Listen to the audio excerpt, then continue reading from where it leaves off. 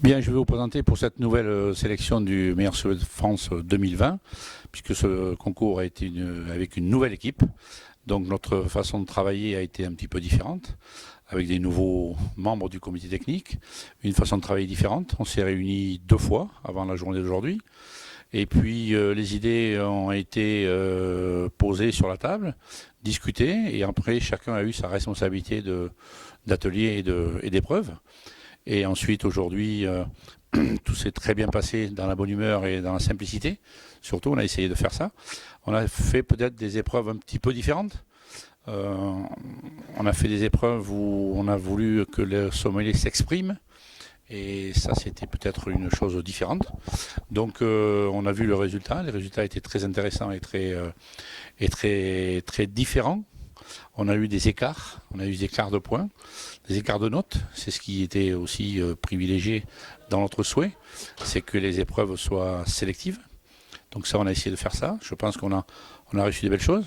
C'est un premier concours. Il y aura peut-être des choses à revoir entre nous. Mais ça, c'est notre travail de comité technique. Ça sera fait un petit peu plus tard. Et c'est vrai que les candidats étaient de bon niveau.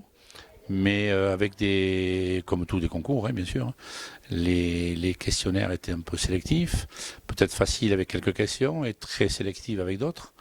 La dégustation était un peu plus large que d'habitude. Il y a eu 7 verres à déguster, 7 échantillons. Il y a aussi une présentation d'une grande bouteille de vin blanc sur un double magnum, un gros contenant.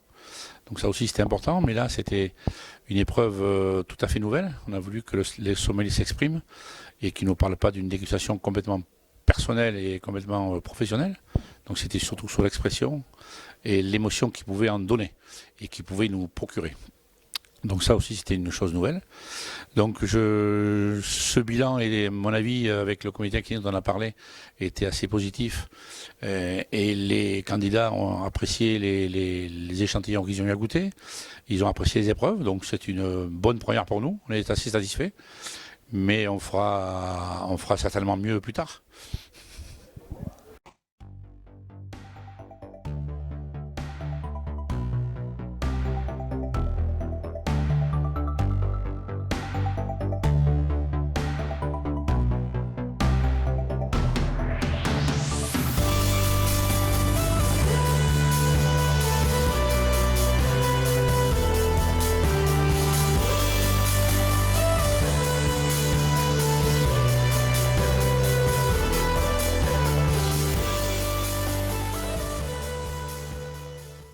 Après cette sélection, nous avons sélectionné 10 candidats pour les demi-finales qui auront lieu le 7 septembre à Paris.